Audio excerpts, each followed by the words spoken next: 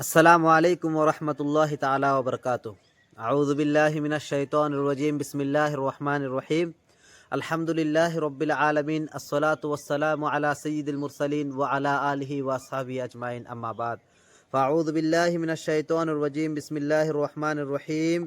قال اللہ تبارک و تعالی فی محکم تنزیلہ ان عدت الشہور عند اللہ 12 شهرا في كتاب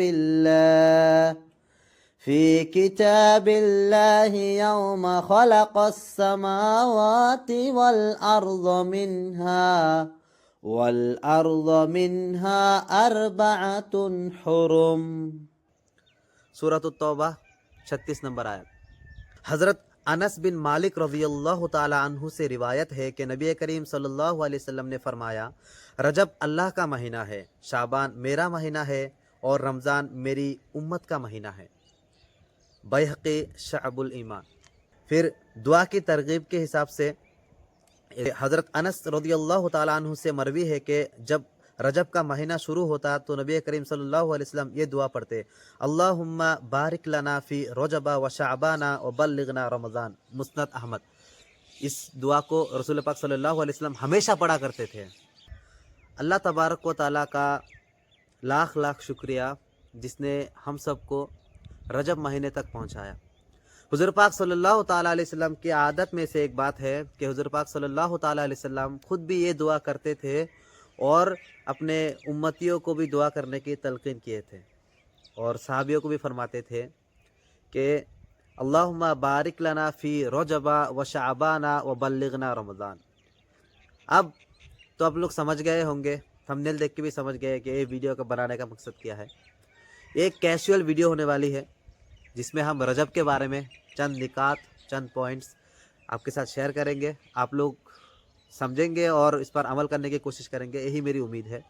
ویسے رجب کے بارے میں بہت سارے لوگ بہت کچھ جانتے ہیں، بہت سارے لوگ کتاب پڑھتے ہیں اور اسلامی مہینوں کے بارے میں، خاص طور پر رجب، شعبان، رمضان جیسے مہینوں کے بارے میں لوگ بہت کچھ جانتے ہیں، محرم کے بھی۔ اللہ تبارک و تعالیٰ قرآن میں 4 مہینوں کے بارے میں حرمت ہو کر بتا دیے۔ اس میں کیا ہے، یہ حرمت کیا چیز ہے؟ تو یہ 4 مہینہ پہلے کیا ہے وہ سن لیجئے۔ وہ 4 مہینے یہ ہے کہ ذوالقعدہ، ذوالحجہ، محرم اور رجب۔ دراصل یہ مہینے کو لوگ پہلے کے زمانے میں زمانہ جاہلیہ میں لوگ اس کو حرمت والے سمجھتے تھے کہ یہ بہت ہی پاک مہینہ ہے، اس مہینے میں ہم ایسے کوئی چیز نہیں کرنا ہے جو ہیومینٹی کے خلاف ہو، جو سوسائٹی کو برباد کر دے، جیسے جنگ نہیں کرتے تھے، جھگڑا نہیں کرتے تھے، ایک دوسرے کو گالیاں نہیں دیتے تھے، بہت عزت کے ساتھ ان مہینوں کو دیکھا جاتا تھا۔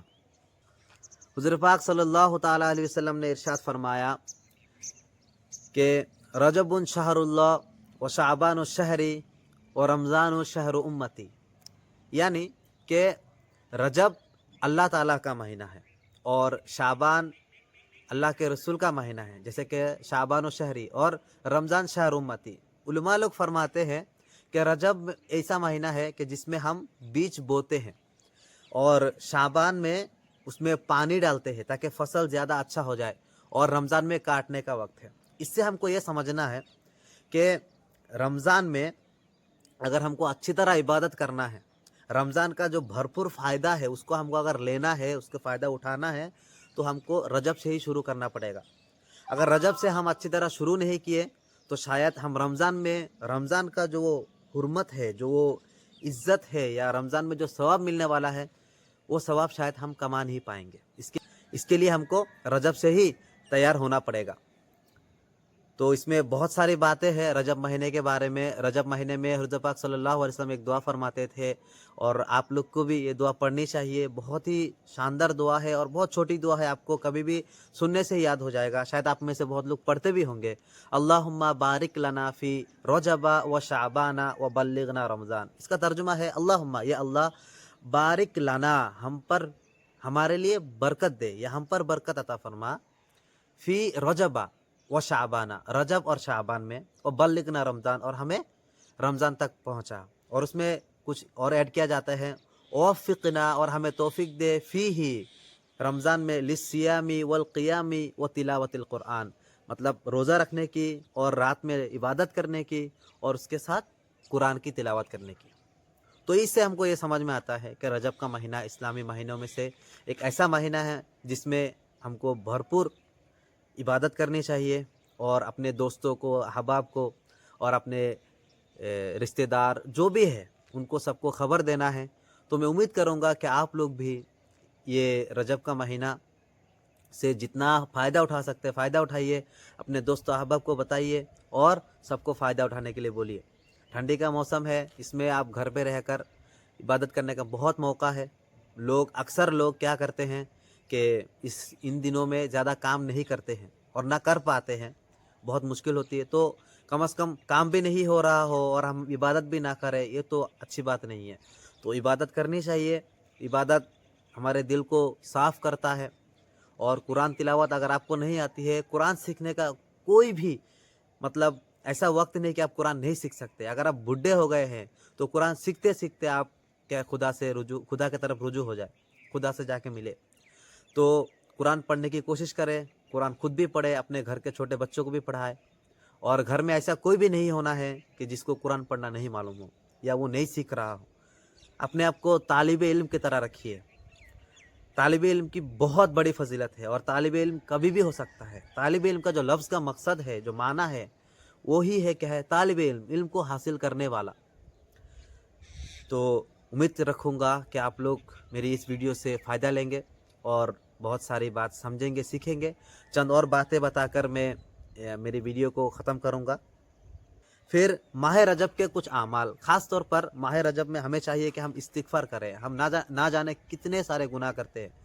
تو اگر ہم ماہ رجب میں اچھی طرح استغفار کر کے، توبہ کر کے اگر ہم اپنے آپ کو پاک کر لیے، خدا ضرور معاف کر دے گا ہم سب کو۔ تو ہمیں چاہیے کہ ہم کیا کریں، عبادت کریں، اور عبادت کرنے کے ساتھ ساتھ ہم اللہ تبارک و تعالیٰ سے توبہ بھی پوچھیں۔ انشاءاللہ اللہ ہم سب کو معاف فرمائے گا۔